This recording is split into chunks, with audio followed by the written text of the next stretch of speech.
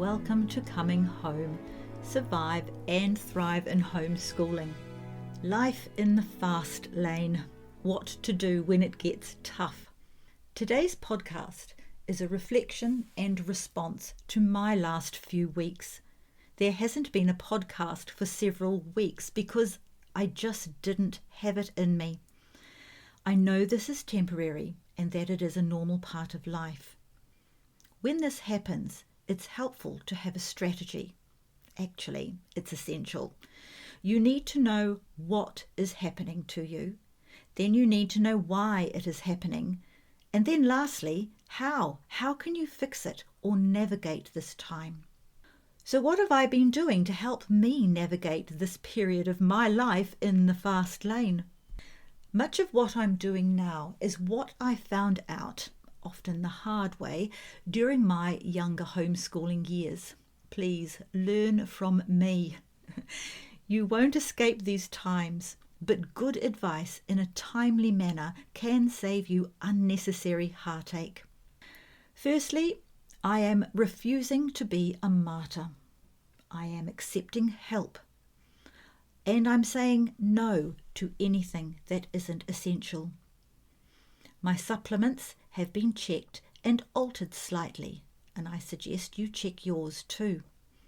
I've increased my vitamin C and B complex, both good for when you're under stress. Also vitamin D3 over the winter months. I've increased my collagen intake, both in supplements and in food, as my hair is thinning. It could be my time in life, but stress sure doesn't help. I'm also prioritizing sleep. And if you're finding it hard to get to sleep, try a herbal sedative. Staying up is my preference to do some knitting, but this is not a wise choice just now. And I am making the best food choices I can, with the occasional sweet treat, which is lovely therapy. And dark chocolate is also medicinal, which suits me just fine. Moving away a little from what I'm doing and adding other actions for you to consider. I suggest avoiding pharmaceuticals such as sleeping medications and antidepressants. Go down every natural route you can before doing this. Get advice from a reputable naturopath. It's easy to take pharmaceuticals and they're highly appealing when all you want is to feel better. But we've all heard the cautions of easy to start, harder to stop. Alcohol, drugs, recreational and pharmaceutical are an escape route. So is junk food and staying up late. And these are quick options, but all have consequences. For many people, taking the pharmaceutical route is the only option for them, and I'm not condemning them.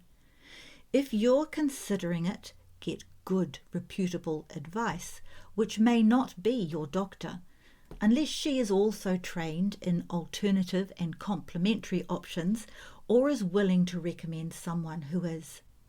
Don't be too quick to take advice from well-meaning friends. Often advice is contradictory and ill-advised.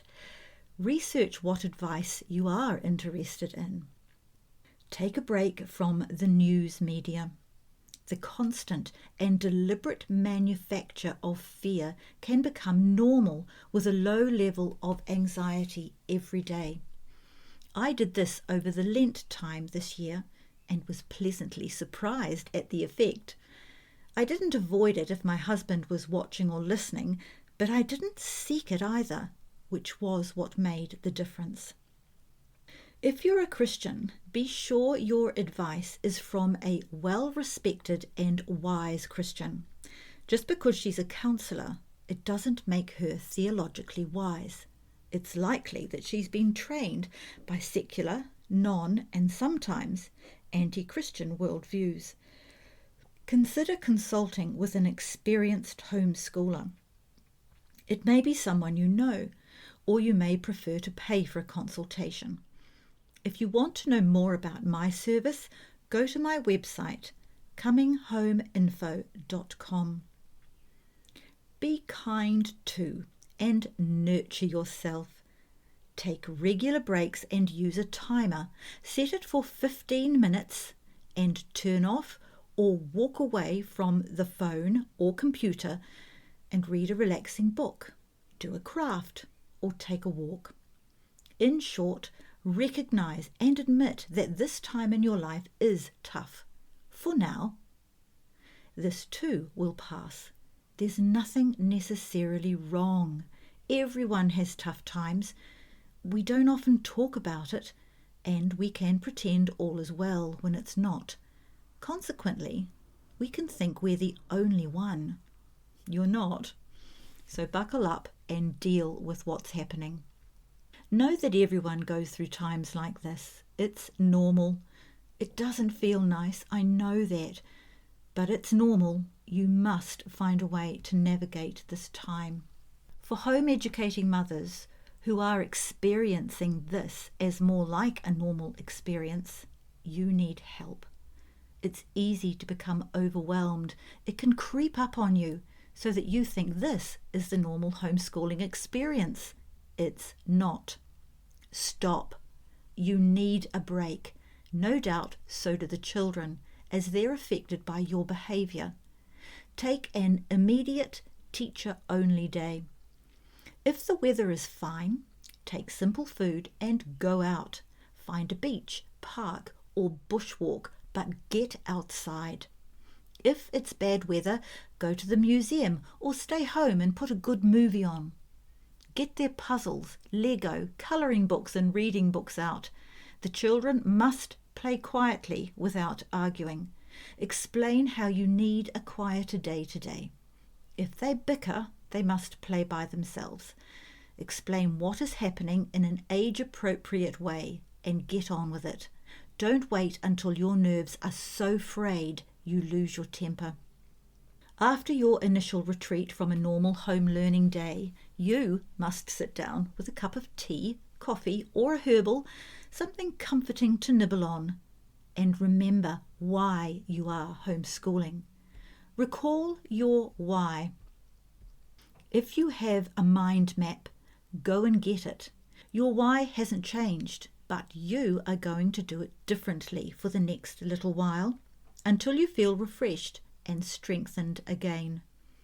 Your children will not be behind. They learn despite you. Resist the temptation to catch up. If you're following a curriculum which means you need to, it's likely this pressure has contributed to the overwhelm you're experiencing. When you feel better, you need to reassess your how, that is, your curricula. It's possible you may need a change in your how to fulfill your why and what. A reminder, your why is exactly that. Why are you homeschooling? Your what is what is important to you and your husband, that your children experience and learn from. The why and what are decided on before you choose a curriculum, which is your how. Watch these podcasts and any others in my channel that have a title that are what you're looking for, and reset what you need to do before starting on your bookwork again. Your children will be learning with good literature books, puzzles, access to writing and art supplies, and being out of doors.